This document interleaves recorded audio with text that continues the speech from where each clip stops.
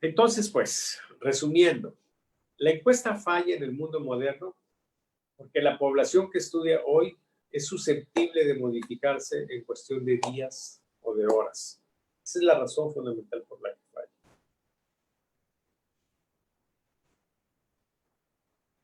Y en consecuencia debemos restringir la aplicación de las encuestas tradicionales a fenómenos, a temas de interés donde no tengamos cambios importantes a lo largo del tiempo.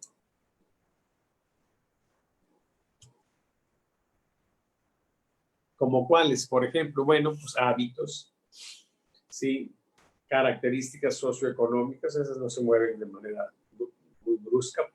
Preferencias sexuales, tampoco. Vicios, tampoco. Cuando estemos trabajando en algo que tenga este tipo de condiciones, de que no son fenómenos que se estén moviendo a lo largo del tiempo de manera muy intensa, por supuesto que podemos aplicar las encuestas como lo hemos hecho en el pasado, sin ningún problema. Pero para aquellos fenómenos que se han dinamizado, debemos de migrar al campo del control estadístico de calidad, haciendo los ajustes, ¿sí? Particularmente, ¿qué fenómenos son los que se han dinamizado? Pues el político electoral, que es el que a nosotros nos interesa. Con todo lo que hemos dicho hasta ahora, podemos responder a una de las preguntas esenciales. Y eso es de interés para las personas que están dedicadas al mundo de la encuesta. ¿Qué pueden hacer hoy en día si lo único que tienen es el recurso de la encuesta tradicional? Bueno, pues lo que pueden hacer es lo que nosotros hemos llamado una encuesta SABA, o sea, un tipo de encuesta SABA. Eso lo puede hacer con lo que les voy a explicar ahorita, lo puede hacer cualquier persona. ¿Por qué nosotros, a pesar de que estamos cuestionando la encuesta, también la estamos privilegiando y la estamos honrando? Pues porque tenemos una situación fundamental, y es que la encuesta es parte de la definición de opinión pública. Vincent Price, en su libro Opinión Pública, justamente así se llama, define la opinión pública como lo que resulta de aplicar una encuesta.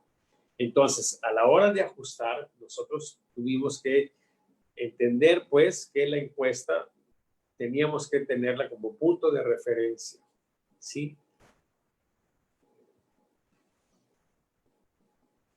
Y entonces, para entender la alternativa que nosotros tenemos, vamos a hacer una ilustración, ¿sí? Primero, recordando brevemente cómo se hace una encuesta. Lo primero que tenemos que definir es una población de interés, ¿sí? O sea, yo quiero estudiar, por ejemplo, las personas que pertenecen a este grupo que constituye un club social, por ejemplo. ¿Esos son los que me interesan? De acuerdo. O me interesan las personas que viven en una ciudad o en un estado o en un país. Lo que sigue es escoger un marco muestral o construir un marco muestral. En el caso primero, por ejemplo, de un club social, pues es claro que sabemos quiénes son todos. Entonces, tenemos la lista y esa lista es el marco muestral. Pero si nosotros estamos pensando en una ciudad, pues ya vamos a tener dificultades, salvo que sea un pueblito muy pequeñito. Si es de un tamaño ya pues más o menos mediano, más de 100,000 habitantes, o no sé, a lo mejor muchos menos, ya no tenemos una lista.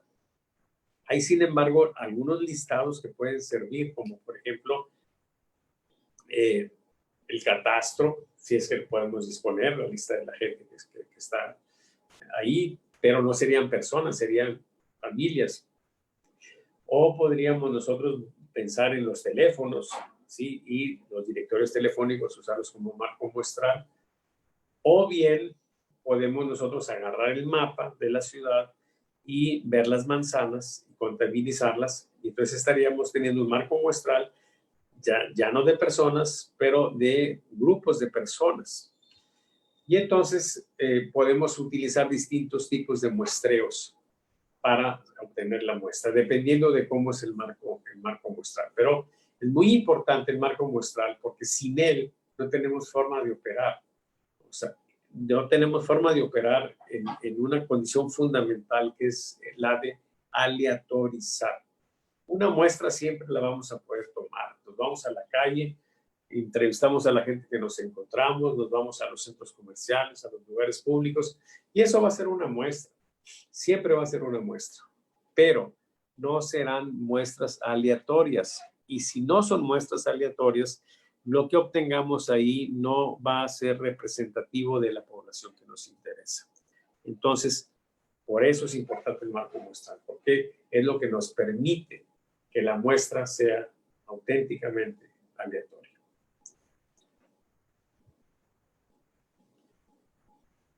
Después, ¿qué sigue? Pues determinar un tamaño de muestra. Claro, si estamos hablando con una persona pues de la academia que está ahí viendo lo que dicen los libros de texto, pues para calcular el tamaño de muestra tenemos que hacer un estudio piloto, una premuestra, estimar la variabilidad, determinar en función de ello y el margen de error que nosotros estemos buscando a un cierto nivel de confianza, cuál es el tamaño de la muestra. En la práctica, hacemos el tamaño de muestra que podamos hacer, ¿sí? Y esto está en función del costo, de la cantidad de dinero que se le puede invertir en un proyecto. Después calculamos los márgenes de error y sabremos si lo que obtuvimos fue informativo o no. Pero la experiencia ya nos dice que un tamaño de muestra, por ejemplo, de 800 nos va a generar márgenes de error pues relativamente pequeños, 3, 4%, y nos vamos así. O sea, en la práctica, pues, no andamos haciendo ese tipo de cosas porque usualmente las aplicaciones políticas, estoy en el tema político, sí, el tiempo es algo muy, muy importante. Entonces, si nosotros vamos a tomarnos un tiempo en la premuestra, el cálculo de tamaño de muestra, etcétera, a lo mejor ya para cuando tengamos algún resultado, la decisión que se iba a tomar ya se tomó. Y entonces, bueno, vamos a suponer que tomamos una muestra de 800 personas. Y por supuesto que la muestra que tomamos es aleatoria. Luego decidimos los días durante los cuales vamos a levantar los datos. O sea, vamos a hacer el trabajo de campo. Pueden ser 2 días, 3 días, 4 días, un periodo. Pues hace tiempo, cuando las cosas no variaban, por ejemplo, en estudios de mercadotecnia, pues había trabajos de campo de 4 meses, 5 meses. Se daban los resultados y no pasaba nada. Y puede ser que haya aplicaciones donde todavía eso se pueda hacer. Luego capturamos los datos, los analizamos y sacamos un resultado. ¿Sí? Porcentaje, algún promedio. Muy de vez en cuando vamos estudiando un total.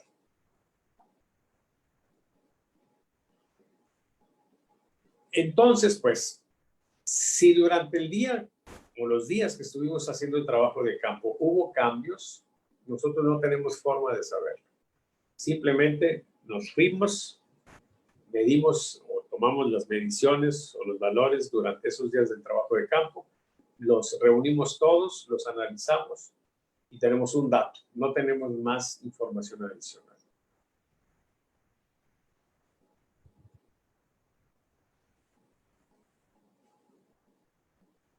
¿Sí?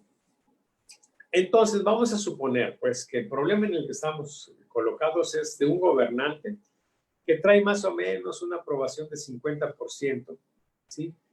Pero que le ocurre algo escandaloso, algo presumiblemente grave, que le puede afectar. La gente, los medios le dicen que eso estuvo muy mal y él, de manera natural, pues abriga el temor de que su popularidad de 50% pues ya se haya derrumbado. Y entonces por eso pide que se le haga ese estudio. Y encontramos un resultado. Y ese resultado resulta que es 49%.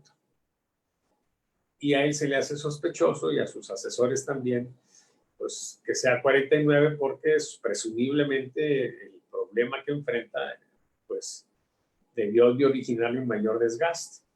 Y entonces cuestionan al encuestador que hizo ese estudio. Y le dicen, oye, pues se me hace que estás equivocado. ¿Qué puede contestar el encuestador ante esto? Pues eso es lo que dicen, que así les salió. No pueden decir otra cosa, porque efectivamente eso fue lo que sucedió. Ellos hicieron su estudio y así les salió. Ese es el problema que tenemos con las encuestas.